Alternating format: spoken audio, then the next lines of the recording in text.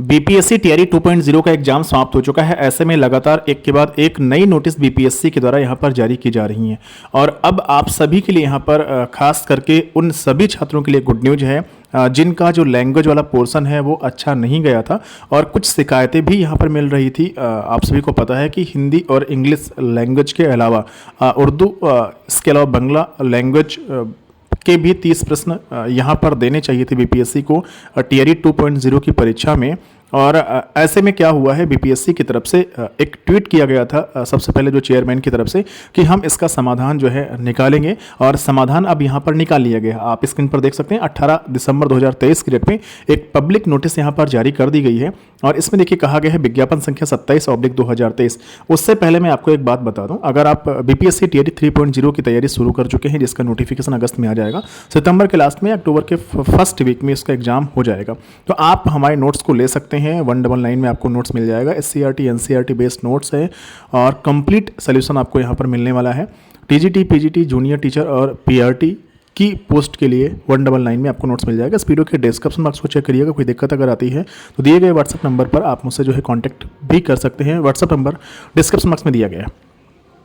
यहाँ पर देखिए लिखा गया विज्ञापन संख्या 27/2023 अध्यापक नियुक्ति प्रतियोगिता परीक्षा के उम्मीदवारों को सूचित किया जाता है कि वर्ग 1 से 5 को छोड़ करके बाकी सभी वर्गों के विषयों की परीक्षा में भाग फर्स्ट यानी अर्हता के अंक को शून्य किया जाता है। कुल मिलाकर के 6 to 8 टीजीटी पीजीटी में जो भाषा का पेपर था 30 नंबर का जो क्वालिफाइंग था उसे अब यहाँ पर हटा दिया गया है। कुल मिलाकर के उसमें आपको 9 अंक लाने जरूरी था, लेकिन अब यहाँ पर उसको शून्य कर दिया गया है। मतलब भाषा के पेपर की कोई वैल्यू यहाँ पर नहीं रखी गई है। तो जो भी अभ्यर्थी भाषा में अगर फेल हो रहे थे और अगर अच्छा उनका रिजल्ट यहाँ पर बन रहा था बाकी पोर्शन में, तो अब उनके लिए यहाँ पर राहत भरी खबर है। और इससे क्या होगा, जो खास वर्ग की सीटें हैं, जो हॉरिजॉन्टल कैटेगरी की सीटें हैं, वो अब यहाँ पर फुलफिल हो पाएंगे। चूँकि लैंग्वेज वास्तव में इतना भी टफ नहीं थी, लेकिन हाँ पेपर का जो लेवल था लैंग्वेज वाला वो अच्छा रखा गया था।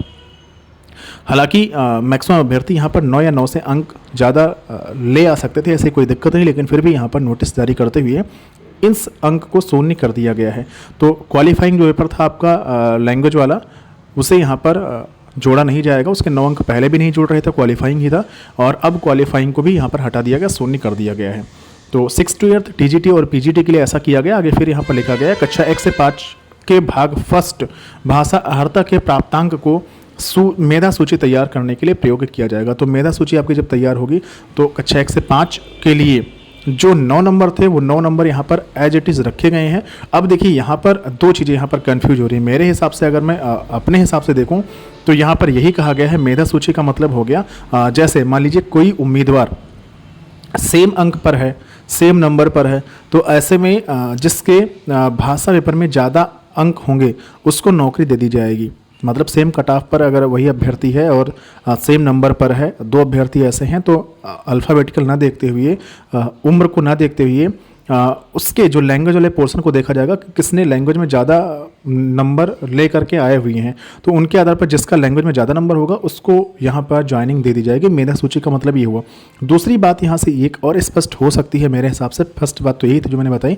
सेकेंड यहाँ पर ये हो सकता है कि जो आपके 30 नंबर की लैंग्वेज थी 1 से 5 वालों के लिए, उसमें आपने जितना सही किया होगा, जैसे मान लीजिए 22, 23, 24, 25 जो भी आपके आ रहे होंगे, 9, 10, 15, वो नंबर आपकी जो मेरिट सूची है 120 नंबर वाली जीएस पोर्शन में, उसको यहाँ पर ऐड कर दिया जाए। तो इस तरीके से 150 नंबर में कट ऑफ यहाँ पर बनाई जा सकती है, लेकिन ऐसा संभव नहीं है। मेधा सूची का मतलब मेरे हिसाब से वही है जो मैं आपको अभी समझा चुका हूँ। बाकी अगर कोई और अपडेट आती है तो मैं आपको बताऊँगा बिल्कुल। 1-2 अपडेट और आई हुई हैं जिन पर अलग से वीडियो आएगा, आप उस वीडियो का इंतजार करिएगा। फिर से मिलेंगे एक नई वीडियो के साथ, एक नई जानकारी के साथ। तब तक के लिए